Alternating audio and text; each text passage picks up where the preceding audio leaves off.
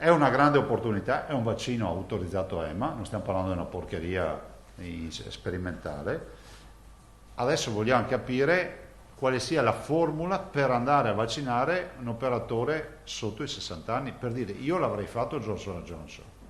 Sono due gli scenari che potrebbero verificarsi in Veneto entro le prossime settimane. Gli operatori turistici saranno vaccinati con Johnson Johnson, con le 60.000 dosi in disposizione al Veneto, oppure le dosi di Johnson e AstraZeneca oggi raccomandate agli over 60 resteranno in magazzino per i richiami, perché quella fascia di popolazione, sessantenni, settantenni e ottantenni, in Veneto è già stata vaccinata.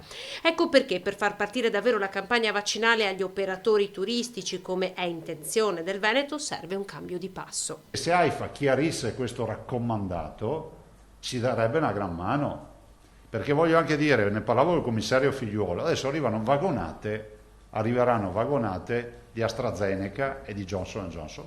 Se non chiariamo sta roba del over 60 e under 60, cioè la del raccomandato, noi rischiamo di mandarli su un binario morto questi, L'intenzione è partire fin da subito con albergatori, campeggi, parchi tematici. Sono 70.000 persone in tutta la regione che attendono il vaccino.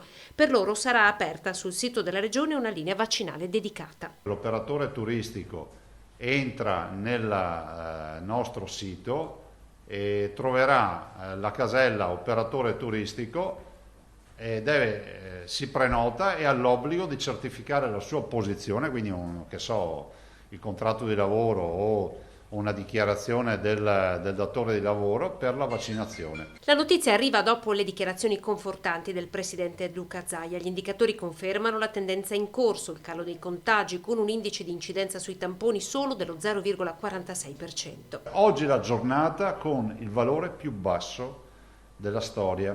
Ancora aperta la partita sui turisti che potrebbero ricevere il siero in vacanza in Veneto. Zaia ne è convinto, ma il dibattito è aperto. Il presidente della conferenza delle regioni Fedriga lo ritiene ancora troppo complicato. Io ho posto una questione, non mi sembra irrilevante, tanto è vero che i nostri operatori mi hanno detto magari potessimo vendere anche questo plus in più, che poi riguarderà lo 0,0% dei turisti.